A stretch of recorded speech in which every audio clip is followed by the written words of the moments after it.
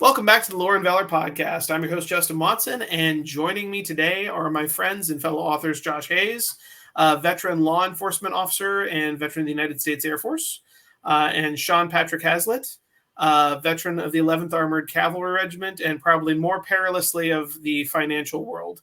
Both are accomplished authors, and Sean is a very accomplished editor of short story anthologies with his Weird World War series out from Baen recently. We'll talk more about that towards the end of the show. Thanks for joining me, guys. It's great to have you back. Thanks for having me. Yeah. This episode is a long time coming. So we had a great time talking about the first half of Love, Death, and Robots season 3 when we were on last time. Sean couldn't quite make it to the 5-minute mark before he dropped an F-bomb, but that was all the better for the humor value. Is that I just saw like a timer appear on Josh Hayes's. Is that like a countdown to when I like lose my lose your cool and say you want to pop it my cool in the mouth and yell profanity? I actually been on. I don't think there's anything that like had quite the negative visceral reaction this time around, so I think I'll be okay. I hope. Yeah. I think like spoilers, but I think we'll agree with that. We'll go ahead and dive into it then. So. We've got 2, 4, 5 episodes to cover, and I think they're all at least worth watching. I think some of them are clearly stronger than others, but we're starting out with Kill Team Kill, right? Which is the story of a special operations team, like just to summarize it in a line, a special operations team in Afghanistan coming across a cybernetically enhanced bear and the hijinks that ensued. My tagline for this, and I'll let you guys chime in after I just throw this one out there, is I watched this with my wife, and I looked over and I said, if 5 of my E4s, specialists in the Army, had a bag of cocaine and a weekend to write a script, I think this is what they'd do. For sure. 100%. Yeah. So, Josh, why don't you go ahead and lead us off with... You know, when the episode starts and the very first thing you see, well, you could go and see it. But I knew that it was like what you said. Somebody was extremely high when they wrote this thing and just wanted to pack it with just tons and tons of ridiculousness. I really enjoyed it. It was obviously I going up against a crazy robot bear is nowhere near realistic, and the special operations team is like no other team that I've met. But I liked the juxtaposition of the extreme tropish humor, dark gallows humor that you would have, and just the extreme violence of all of their interactions with this bear. And I really liked the humor was really on point. Like they found their timing was really good, even though it was ridiculous. The characters, my favorite character was, I think it was Mason was his name. And he was my favorite. Anyway, I really enjoyed it. It was extreme. It was ridiculous, but I think that was the whole point. And like I said before we started recording, my first thought when the bear popped up was the Dark Tower and Shardik, and if a special forces team instead of Roland had gone after it, this is probably what would have happened. It was really enjoyable, I thought. Yeah, definitely worth a chuckle. Yeah, Sean, sure. What did you think of this one? So I think your description of 4 specialists ingesting a bag of cocaine is spot on, though I'm quietly debating in my mind if it was cocaine or if it was like shrooms. Because the problem with specialists on cocaine is they would likely not be able to hole up in a hotel room unless they could find some strippers to marry and also some some cars to buy at 20%. For sure. Interest. Yeah. Sean, the dealer was a retired sergeant major. He gave me a special deal. Yeah. He wouldn't have let me wrong. There's a reason they call them specialists, right? So, I thought, I don't know about enjoy. It was just kind of like pure mayhem. It was the plot was, pretty cut and dry. not for me too intellectually stimulating, but it was funny. Yeah. It was funny. But I think if any of us wrote a story like that, we wouldn't sell it. No. Right. No. Well, I think So- out of all the other, like, a lot of the episodes are really depressing and violent, and this one was really funny and violent, and I thought that was, it kind of set it apart from the other ones in that fashion. It's a bit of a palate cleanser. Right. But it comes right after Night of the Mini Dead, which was also goofy. So True. Very true. Yeah, it's kind of two in a row of this crazy crack induced. Maybe it was crack. No, I don't know. I think they were doing both shrooms to kind of keep them in the room, right? Because they were on cocaine. They would be marrying strippers, but if you give them like a dose of shrooms, like, it's a crazy world out there. I don't know what there's eyes like popping out of the wall. Which, by the way, for full disclosure, I've never used shrooms or cocaine. I'd like to try sometime. I don't know about cocaine, but like psychedelics, I'd like to try sometime, but I have not partaken. And we do not encourage that on this podcast because we do not want to demonetize or prevent from monetization Justin Watson. Yeah, we're not monetized yet, so go ahead and make all the drug references you want. However, I also do not encourage the recreational consumption of narcotics. However, I will say I learned recently that psychedelic treatment is apparently a growing thing for severe cases of PTSD. I was listening to a podcast with a special forces guy, another West Pointer, apropos of nothing, who does that for treatment, and he says, once a quarter he'll go in his own words, he'll trip balls in a controlled environment, and then that helps. What is it? Is mushrooms or ayahuasca? Or I was just going to say ayahuasca. I've heard about that. People going down there and having these. I think they're actually extracted from mushrooms. Whatever he's taking, it's not just like psilocybin. Yes, there you go. That's the word. I've actually, in my time on the police department, I helped to clean up 2 psilocybin processing houses, which is very interesting. I spent 18 hours in a Kim suit with bottles of oxygen strapped. Yeah, my understanding is like psychedelics. I mean, LSD is probably not one you'd want to encourage people to use, but right. I heard the other 2 are actually not too threatening. I mean, they're like, I think they're considered worse than like cocaine and meth from like the way that they're on the drug schedule or whatever it's called, but. I think they're probably less harmful than like even marijuana. But I don't know. I wasn't a police officer. I don't know. Like, did you have any situations where like use of the psychedelics caused issues? Never. I mean, you get guys that are up on uppers and stims and whatever, but it's a very mushrooms and even marijuana to a point, but it's a very closed personal thing. You don't really see a whole bunch of violent offenders on shrooms or mushrooms.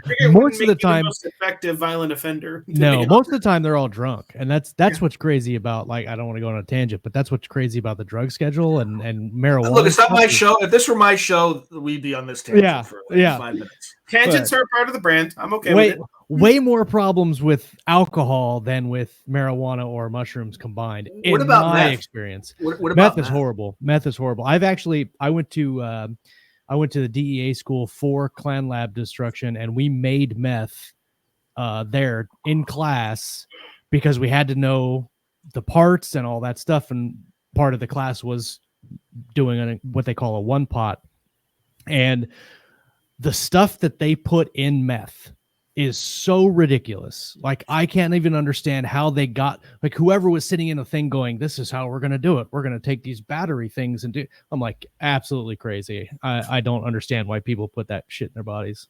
Sorry. And the fact that they're willing to kind of illustrates, in my opinion, the kind of hopelessness of prohibition as a concept.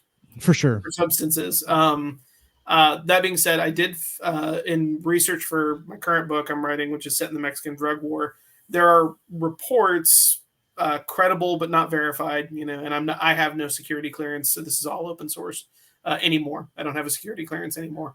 This is all open source. That apparently the meth and the fentanyl and everything that's getting made in Mexico at this point to replace the falling cocaine trade in Mhm. America because, hey, actually, turns out we're doing less coke, we're doing more fentanyl and crystal meth, 100%. and apparently there's substantial rumors that China is helping supply precursors, Yeah, the fentanyl. cartels.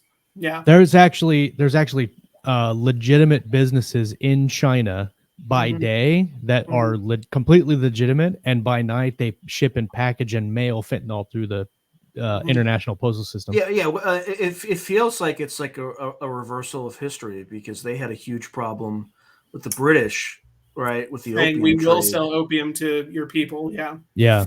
yeah. Yeah, so it's and fentanyl, by the way, is I don't even understand how. I think people tend to use it accidentally Oh, for sure. because that stuff's like far worse than Yeah. heroin in terms of. Or cocaine. Yeah. Well, yeah, but like fentanyl is more of a downer, right? Like Yeah, yeah. It's a narcotic. It's a very powerful narcotic, and it's cut with stuff. And the problem is the people doing the cutting don't most of the time understand what they're doing, and so they'll overcut it. Because really, all you need, I mean, the science is science, but you don't need that much fentanyl to affect what you're doing. Like if you're putting fentanyl in drugs or even lacing the marijuana with fentanyl, you need absolutely minute amount. And people think it's like cocaine, and they like drag a line on there, and that's how people start getting hurt. Is because you need like a salt speck of fentanyl will do you. But like, why do people? Because the other thing too is if you use it once, you can never get back to that initial high, and you're just like it changes your brain chemistry, is my understanding. It So that once and you that if and you meth do it both once, do the you're same done. thing. Yeah. Well, and there's been people who have tried meth and couldn't ever get off of it. And like with the first I mean, I not personally, but I know of a story of a cop that accidentally ingested it. And it messed her up so bad that she became an addict and obviously lost her job and all the family and all that stuff. But it's really scary stuff. Meth and fentanyl are extremely dangerous. Yikes. So I am gonna can of worms this a little bit before we Okay. start. We're talking about the opioid crisis and Yes. the boost in illegal narcotics thanks to our opioid crisis and all those linkages. But I did find that interesting. Totally worth the tangent, but I do think we have to Absolutely. steer back onto the road for a little bit. We can now, do a whole other show on that. Yeah. We Yeah, could. yeah. That was like my second New Year's in the Army. I got a call from a district attorney in Omaha, Nebraska. Or was it Omaha? No, it was somewhere in Oklahoma. A district attorney saying that we picked up one of your troops, soldiers who was trafficking methamphetamine. Nice. So I just talked to JAG, and I'm like, what do I do here? It's like, well, basically, we would just put him through a DAPC, which is like a drug alcohol program, the addiction program. Yeah, and you would have to pick him up at your own expense to bring him back. And I'm like, well, he Nice. was. So I just told the district attorney, like, we basically won't do anything. You should keep him. Yeah. No, I mean, Yeah, he's selling drugs to people. Like, sorry, Yeah. like I have no, I was 23 years old, but I knew enough that like you should stay there. Like, For sure. Yeah, as opposed to Second Lieutenant Watson, whose two of my idiots got caught coming across the Dutch-German border with shrooms, and I had to drive my happy ass to go get them. Nice. That's less bad though. That's less bad. That was they did not have a pleasant car ride Yeah. back to Germany. Anyway, so on to something only slightly less depressing. The second episode is Swarm, which stars Rosario Dawson as one of the voices and likenesses of this show. And I should say this show does actually have quite a few, reasonably big name actors that have participated in over the years.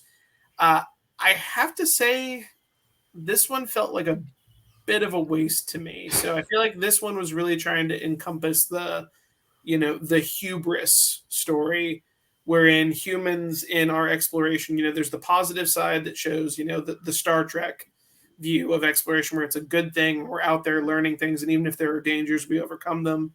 And this one seems to me to be saying, hey, when you go poking at things, sometimes they might bite you and maybe it wasn't worth it. Right. So Josh, what are your or actually Josh, you started last time. Sean, I know you kind of had a hard time when we were doing the pregame. You were like, wait, what happened in this one again? So in the vague recesses of memory, what did stand out about this episode to you, if anything?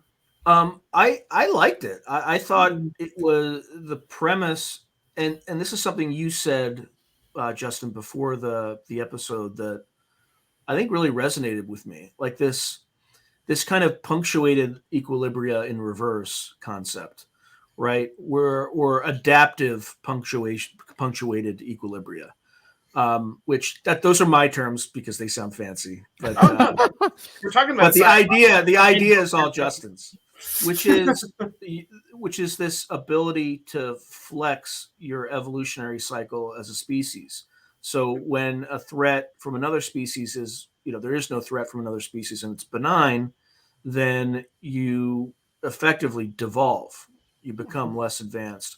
But if you perceive a threat from another species, you can rapidly evolve into something that can potentially wipe out that other species. And I thought it was a good, juxtaposition of using science both to learn and to become better, but also the weaponization of science. And I don't think either is necessarily wrong, but the weaponization side has consequences.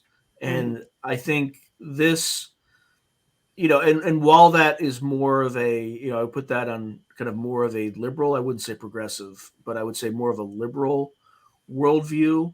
It's one of the aspects of a liberal worldview that is a reasonable one, right? It is an inherent risk. And when you have you kind of need conservatives, you need liberals to, you need conservatives to keep you protected from threats, and you need liberals to kind of push society forward and consider new ideas and things like that. And I think this one was handled that really well without being like over the top preachy, right? Yeah. Like it's like the it achieved kind of the same thing that the what was that episode that I hated earlier? Exit Strategies with the robots. Yeah, that caused me to curse. like that presented a liberal worldview in a far more nuanced and persuasive manner. And it should be like, look, I don't necessarily agree with it, but it made me think, and that's the kind of writing that I think is missing in Hollywood. It's more like Exit Strategies where they just, everything's it's all straw man. It's all self-congratulatory. Yeah. It's all very and when in fact it convinces you of the opposite worldview because it's so like off the wall. Well, this one I thought was more thoughtful.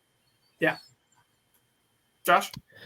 I thought this story, as far as the writing goes, was one of the better ones.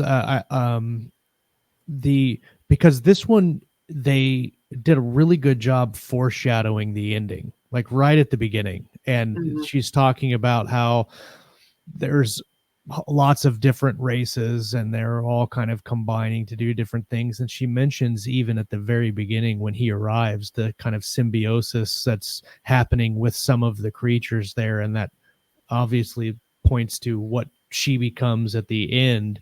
And I agree that it was kind of like a really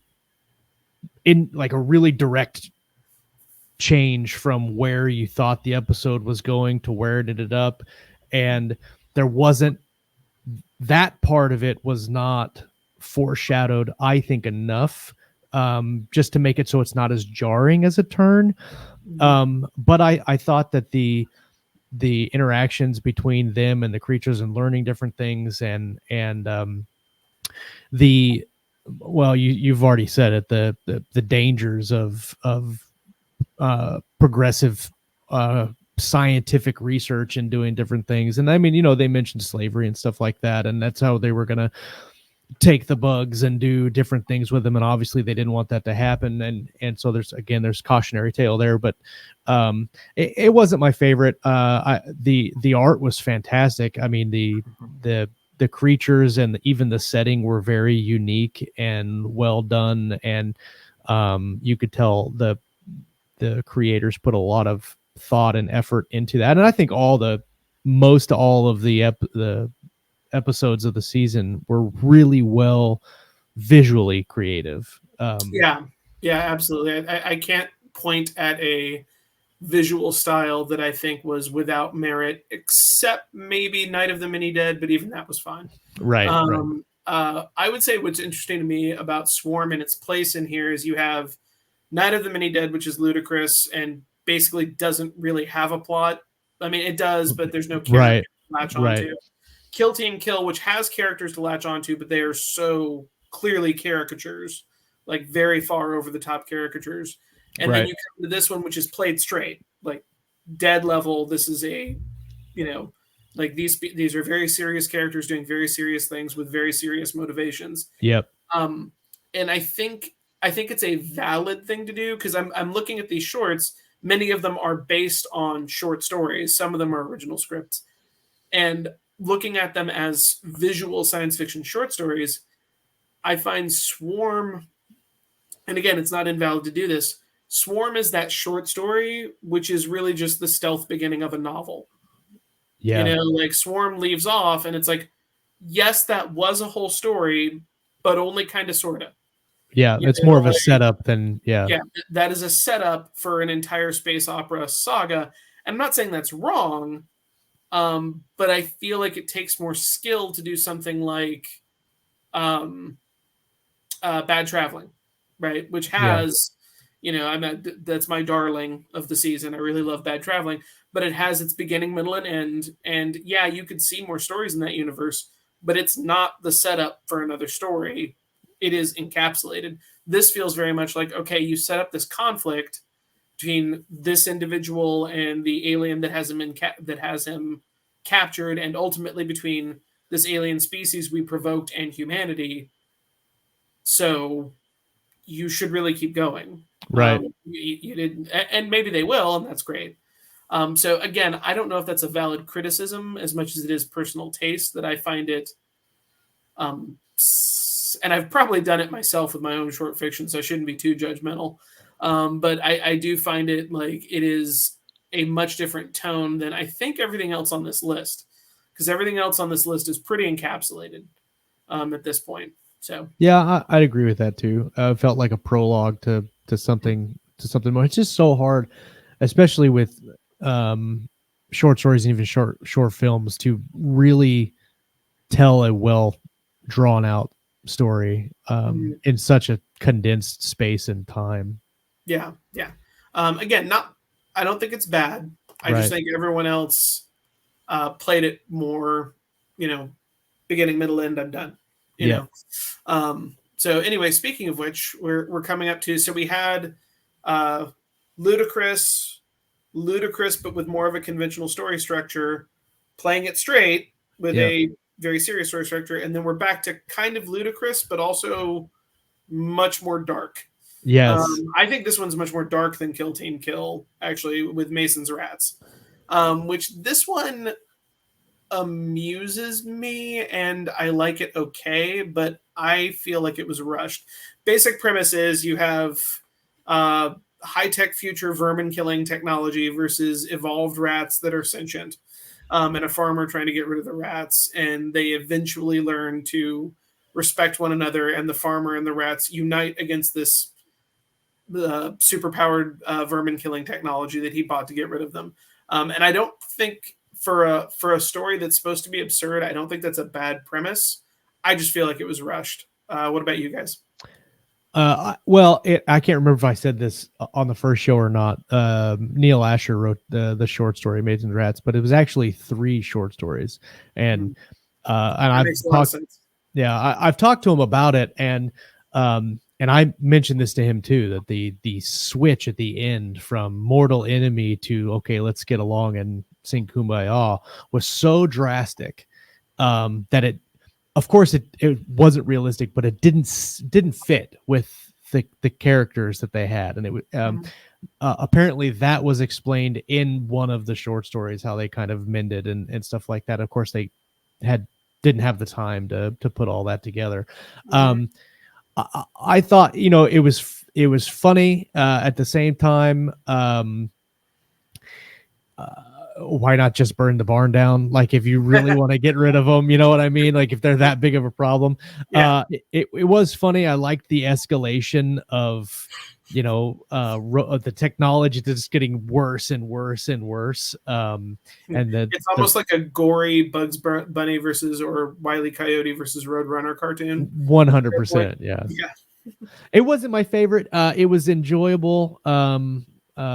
And again, the art was fantastic. I really liked the way that when the rats came out and they were dressed up as warriors and stuff. And I'm like, okay, that's kind of cool. But yeah, I agree with Josh in the sense that the change, like the come to Jesus moment for Mason, was not credible at all. Like right. it, and it sounds like it was, he took a good story and then stamped Hollywood on it. Right. It felt like like Game of Thrones in miniature, right? Where you try to rush the ending and then it just characters do things. Because I thought the characterization was rather strong until Mason just, completely not only Mason, like his change was a little bit more believable than the rats.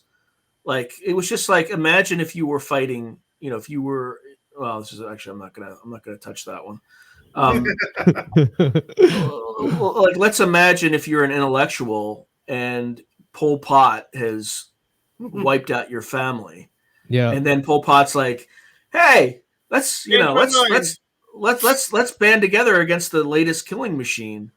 Like you might band together, but as soon as that killing machine is gone, you're going to slit Pol Pot in his sleep. Sure. You just slit his neck in his sleep. Like Yep. it just was not credible from the rat side. Like it was, and it was also, like I don't mind seeing like humans butchered, but like seeing animals butchered bothers me a little bit. Okay. Even rats. Right. I mean, that's a messed up thing to say, but it's true. Yeah. So it was kind of like, it was kind of funny, but not funny. Yeah. So this one was not, I didn't have as much of a negative reaction to this as I did to Exit Strategies, but bottom I would tier say, for you? yeah. I mean, it's hard. I would say pretty neutral because it was, there are elements of it that were, I thought, well written, but just rushed and not credible at the end, and a little bit too much gratuitous splatter porn, basically. I can see that. You can definitely see that. Yeah, I don't strongly disagree with either of you about Mason's rats. The other thing I would say is that, like, whenever we have a story like this with sentient beasties evolving on Earth, apparently, I'm always like, the cynical part of me is like, we just won't allow that to happen because we can't. Right. Like if another species on our planet begins to show signs of sentience, we're going to stamp that species out if it has tool use as well. It's fine if the dolphins actually turn out to be as smart as us because they don't have fucking opposable thumbs. They're not. They might be smarter. Potentially, but it doesn't matter because they can't actually physically build things to challenge us. So it's fine. Maybe we'll employ them as pilots someday in our spaceships because they think in 3 dimensions easier than we do and more intuitively. Who knows? I read that concept first. I know that he wasn't the first one to use it, but Robert J. Sawyer in a 4-part series in Analog called Starplex had the Earth 2 sentient species were dolphin and human, and dolphins were always the better pilots because they're used to moving in 3 dimensions more frequently. True. It's a pretty interesting story. So anyway, yeah, Mason's rats, maybe kind of a base hit, kind of a bunt, if you want to use a sports ball metaphor. But then we get to what I think is kind of the darling of the second half of season 3, which is In Vaulted Halls Entombed. I love this one. Yeah, this one's good. I can nitpick stuff, but overall I really enjoyed it. Has quite a few things going for it. This follows a MARSOC, so Marine Special Operations team in Afghanistan, and it starts out as a straight, looks like a search and rescue mission. They're trying to get, looks like maybe some pilots or somebody back from the Taliban, falling into a cavern complex. Again, all completely feasible at this point. And while I was a soldier, not a Marine, and I was never special operations, I was a very conventional dude medium speed, some drag, right here. But looking at their kit and the way they conducted themselves, I was like, oh yeah, that looks pretty good. Actually, everything you got there, stuff I saw in Afghanistan, everything you're doing makes sense to me. None of it is incredibly stupid, except for, yeah, no, actually, they even get closed off in the cave complex. There's not a point at which they can very easily and honorably disengage, because very frequently that's the mistake, right? Is the hero has the chance to honorably disengage from the situation and doesn't. It also has Joe Manganiello is the lead likeness and voice actor for the squad leader. I'm a big fan of Joe Manganiello. We're both. So is that the D&D guy? Yeah, D&D he's actor? a big D&D guy. He's a big Dragonlance fan, and Dragonlance is my favorite fantasy series from the 80s. So he's friends with Margaret Weiss and Tracy Hickman, who are two authors I list, along with Robert A. Heinlein and others who made me want to write. Yeah, I got a lot of warm and fuzzies towards that guy because he's super fun. He's a fun personality. So overall, this had a lot going for it. I found it very interesting from both a military perspective. And I was confessing to Josh before the show, I respect Cthulhu mythos and Elder God stuff. I'm not a devotee of it. Right. Like, I've read Lovecraft. I haven't reread Lovecraft the way I've reread Asimov, Clarke, Heinlein, Tolkien, so on and so forth. So this one caught my attention and really entertained me from start to finish. Josh, I think you led off. Sean, why don't you talk about this one first? Yeah, I thought it was a good one. The only knock I have on it is the escalations seemed ridiculous. Like, oh, it's a big monster that's like nearly impossible to defeat. Oh, here's a bigger monster that's even more impossible to defeat. Like even at the first monster, there was no way they would survive the first monster if there was more of it, right? Mm-hmm. And like it kept escalating into even more impossible monsters. Like I didn't like that aspect of it, but the Lovecraftian feel I loved, and I loved the ending. Like that is I wouldn't say a classic Lovecraftian ending. It was kind of a cousin to a classic Lovecraftian ending where the person, just sees some unspeakable horror and then goes insane. Yeah. Right, starts muttering gibberish. Right. Yeah, because this Marsoc team was she a medic or a member of a female engagement team? I can't remember. I got through out of context that she was a medic. She was the medic that was attached to the team, and she has to, spoilers obviously for all this stuff. It's 15 minutes long, so you can't really expect us to talk about it without talking about the last 7.5 minutes of it. Right. But they encounter this elder god in this cavern in Afghanistan, and it fully compromises the squad leader. The medic has to kill the squad leader to avoid releasing the elder god, and you end up with, like you said, Sean, that crazy, creepy final sequence with her walking off into the rock pile with her eyes carved out, muttering in an alien language. Like, yeah, it was really crazy. Spoiler alert: those are like the kind of endings that I like to write. In fact, like my winner in Writers of the Future, I'm surprised they published it because that it was like placed because they tend to like more upbeat, like positive. Yeah, mine was probably one of the most like negative endings. It was a positive ending, sort of, right? So like the child's soul was not heated alive inside a burning statue. The protagonist had soul displacement. Had soul displacements. So to save the child from suffering, the child's body burned, but the child's soul did not. The protagonist did, but that was my happy ending. I don't ever want to read a bad ending from you. Yeah, it's called a Dramalek. It's called a Dramalek. So it's pretty dark. Sounds like it. Josh, we haven't given you a chance to talk about this one. What did you think? I like this one. There was a lot of things I thought that they did right. Like I know nothing about Cthulhu lore. I've never read Lovecraft. The closest I am to Cthulhu lore is how they rolled those kind of gods into Warcraft lore, and so that's where I get that background for me. But I absolutely love the detail in the little things in this episode. The Black Rifle coffee patch on his plate carrier. I totally missed that. It's the skeleton with the spear and the heart. Their gear is what they would carry. I mean, even to the radio strip in the back of the plate carrier was there, the antenna or whatever. I thought that their dialogue was on point. It felt very realistic. When they're moving and they're covering, they're giving really good commands and notifications. She slaps the bolt with the heel of her hand when she reloads, and I thought that release. Yeah.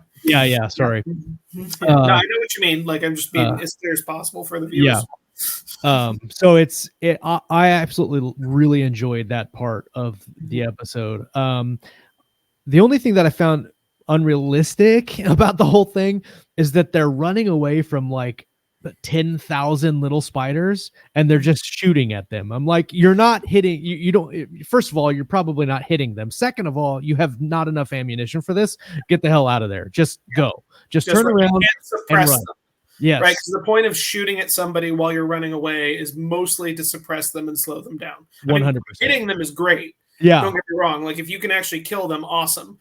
But you're not suppressing the alien crabs with your 30-round magazine. So yeah, you're spot on, Josh. But 100%. Then again, like, I could justify that as they're just falling back on learned behavior. For sure, absolutely. Muscle memory. Like, in combat, you resort to your training. So absolutely, that's true.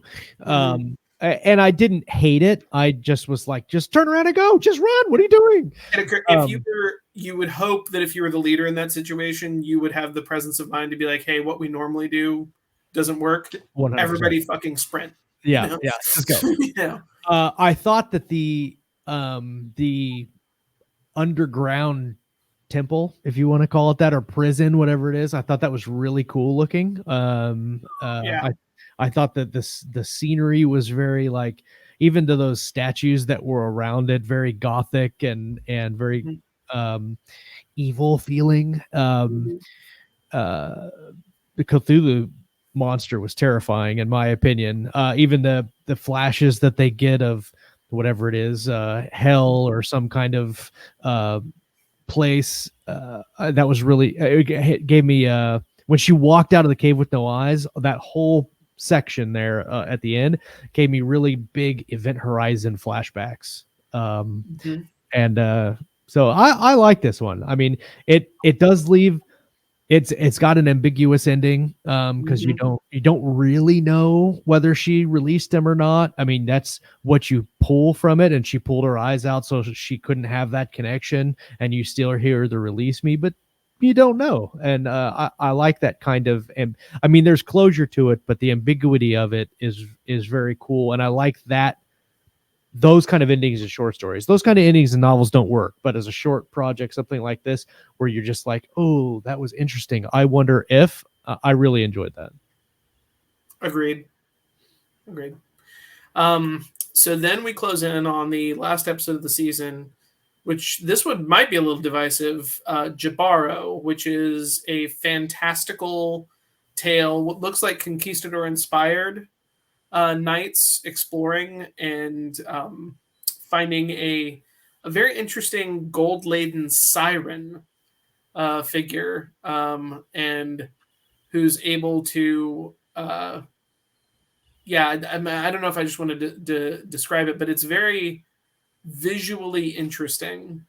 I want to say, I feel like this one, because part of the interplay is the knight who is the protagonist is deaf, and is so therefore somewhat immune to her powers. So a lot of this is portrayed with no sound, right? And it's all visuals, or the sound's very muted, and then it'll go very loud. And then, so I was describing this before, again, in the pregame. This is, to me, the most art house of all the episodes, and while that's not always my thing, I did find it very interesting.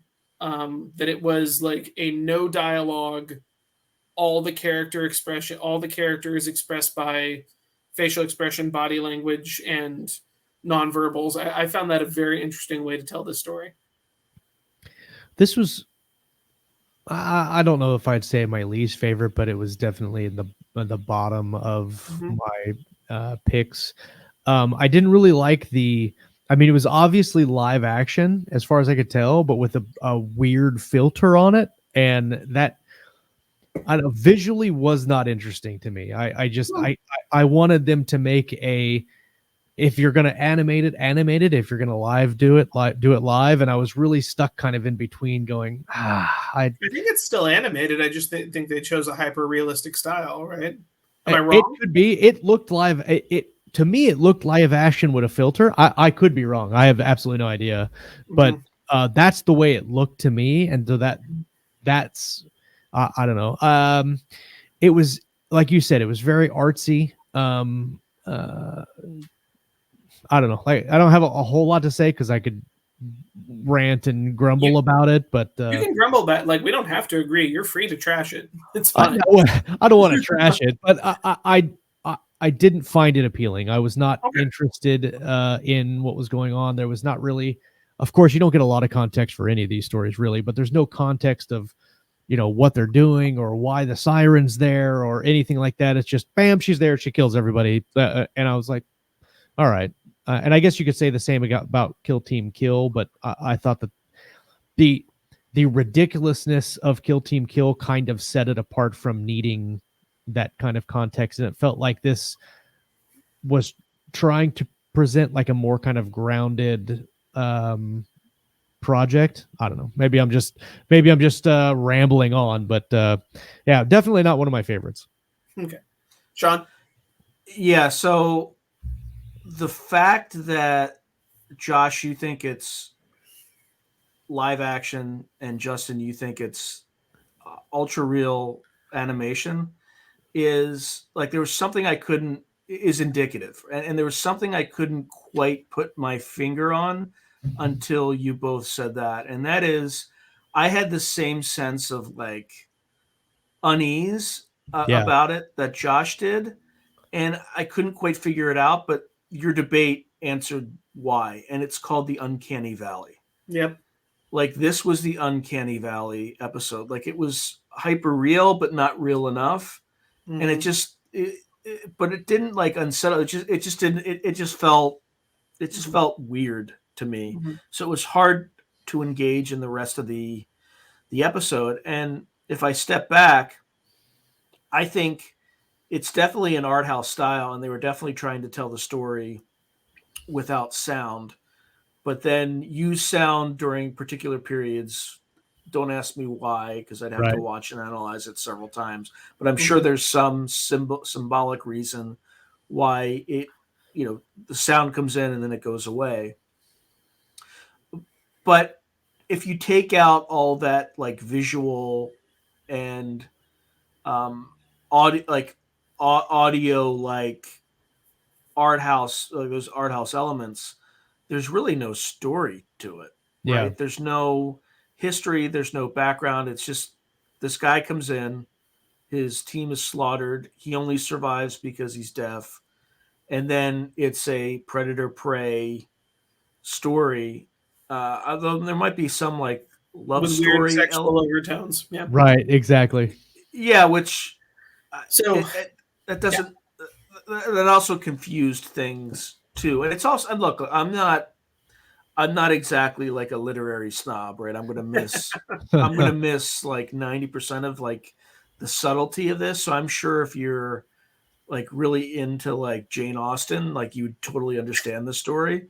But if you're not, I remember Jane Austen having her lovers accidentally or purposely cut each other to pieces with the coins that make up their garment / skin. So it's a little beyond Jane Austen. Yeah, but like, that whole like relationship, this and that, like torturing each other in subtle ways. Like I don't get it. This is not subtle, but I get it. Yeah. Yeah. So sorry. I don't, because I have not read any commentary on this episode, so I'm speculating wildly here. But given the fact that you have conquistador stylings and there are weird sexual overtones. I'm guessing this is about colonialism on a base level, and the both violent and the fact that they're both violent and flirtatious, and they intermingle and they cut each other, and they, like the fact that it's this weird, questionably consensual, non-consensual, sometimes consensual relationship between the two parties. Right. That to me indicates, and now when I say that, I don't think that's necessarily a defense of a piece of art. I'm just saying that I think it was there to see in what the artist was doing with this story and what the writer was doing with the story. That they were trying to kind of do. It's almost like I go to the ballet with my wife from time to time, and sometimes I like the story, sometimes I don't. But what you said about the uncanny valley, even though they're very clearly human dancers on the stage you're watching, I have the same effect where, like, if a ballet is just the dancing and that's the point, that's fine. And I can just watch the ballet with my wife and it's fine. If a ballet has a very clear narrative that they're communicating very clearly, albeit without words, Right. that makes sense and follows, also great. I can enjoy Swan Lake. I can enjoy the Nutcracker. When a ballet has a messy, sloppy, weird, quasi-sensical narrative, I'm lost. I'm like, this, like, you engaged a part of my brain that you weren't ready to have engaged with this story. And I feel like this did that for you guys, that it was like, oh, I'm no longer just this piece of art. I'm also a piece of narrative. However, I didn't commit fully enough to character arcs, and I don't have dialogue, and it's not that complex of a story. Ergo, it engages a part of your brain that isn't satisfied by what's. It's almost like they created a thing without story so that everybody could watch it and make up their own, maybe, or just interpret what they want, which I guess is cool. Like the same thing with the Involton Tombs, where you can kind of wonder about exactly what happened, but this is you're literally wondering about what the story is, and so what's there's even going on in this universe. Yeah, no seed of I know what this is, so I can perceive what the rest of it is. There was no anchor there, and that's why I was just like kind of lost in I wasn't even sure it was on Earth. Right. Yeah. Right. Well, and like, I didn't even get that they were in conquistadors. Like, I had no idea. Yeah. I thought they were just guys in armor who were hunting this siren. Yeah. I took it to mean that I don't know that they, and this is a problem or not, depending on how you look at it. I don't know that they are literal conquistadors. I think they are meant to evoke conquistadors, and that this might be an entirely secondary world fantasy, but all secondary world fantasies, no matter how hard they try, are inspired by our world. Middle Earth is the British Isles. Game of Thrones is just the English Civil War with dragons and other minor magical stuff.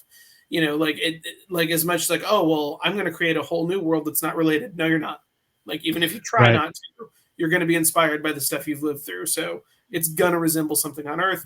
Might as well lean into it, but make it interesting. So I will say for this one, for me, I was a little more willing to meet it where it was. And I feel like I can't call it one of my least favorite, and I can't call it one of my favorite. I feel like it can't be really properly judged on the same axes as every other story in here, because it is such a different thing. And true. If it's not your cup of tea, completely understand that, and I can understand why this would be off-putting for you. Yeah. But yeah, so that was the end of it, and I think it was at least an interesting, if not triumphant, way to end season 3 of Love, Death, and Robots. I don't know, guys. Maybe we'll come back and try season 1 or 2 if we can all find time for it. I've enjoyed chatting about this series with you. I enjoy the fact that there is an anthology series dedicated to science fiction, fantasy, and horror. I think that's a good thing for a chance to see short works adapted onto the small screen. I agree. Yeah. And like, any closing thoughts about the season as a whole for you guys? I can't remember if you said this while we were rolling or not, but it made perfect sense when you said it. Well, I think we were talking about Vaults. Oh, I think we were talking about Swarm, and you had mentioned that it works as a short story, but it probably wouldn't have worked like as a novel in there just because it's so dark and you know it's good to just dive in, have your little whatever it is, and then get out, and you're not stuck in it for extremely long periods of time. And I thought that was indicative of all the episodes for the most part. Like it's very, like you said,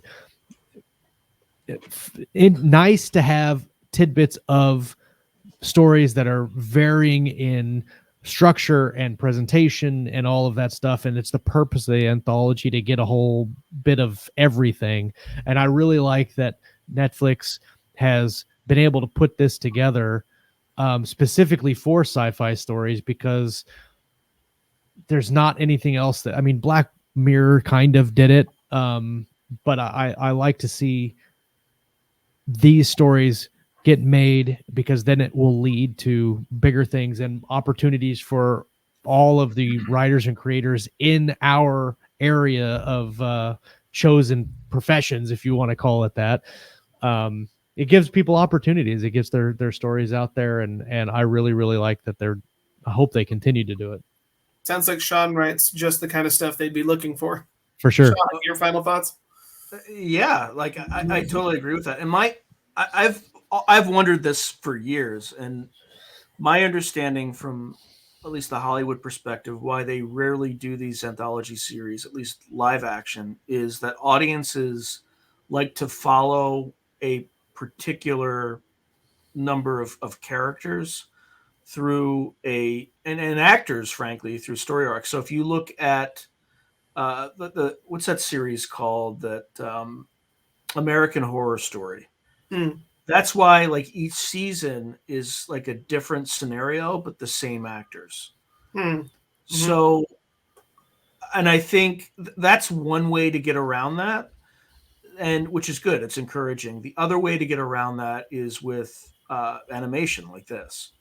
Whereas you don't need the same set of actors. You don't need to pay them as much, and you can animate these stories. So I think it's great. And the fact that there are 3 seasons. Do you all know if there's going to be a 4th? I do not know if they've been renewed or not. But yeah, I think it's highly encouraging that they're doing this. I think they should do more of it. Yeah, awesome. Well, we're closing. It has been renewed for a 4th. There you go. On the Wikipedia page, it says in August of this year it was renewed for a 4th season. Well, here's something that might be interesting to the audience if Josh knows the answer. But in your conversations with Neil Asher, how did he become part of this project? Did somebody solicit his story, or like how did that actually? So it's kind of interesting. He actually sold those stories like 20 years before all of this started. The guy that originally wanted to do this, and it was something else before it became this, wanted to do this like 20 years ago. And they collected stories and they were trying to put it together. And then, like many projects, it just falls through and doesn't get made. And so, you know, it bounces around in the halls and void of Hollywood. And then finally it gets made. But yeah, the Mason's Rats and Bad Traveling, and even the one he had in season 2, and I can't remember what that one was called, but all of those were sold kind of at the same time. Gotcha. All right, fellas. Well, we are closing in on an hour. Thanks so much for joining us. Links to all of our work will be in the comments below. Please check us out. Lots of good stuff to read there. And we're not monetized, like I said. So if you want to support us, please consider buying one of our books. Thanks so much for joining us, guys. That's all the time we have for the Lore and Valor podcast. Please consider liking, subscribing, leaving us a comment for the algorithms. Tell us our opinions on one of these episodes was bullshit if you'd like. We enjoyed the debate. Or leave us a 5-star review on your podcast venue of choice. We're available on most of them. I'll see you next time. And until then, keep up the fire.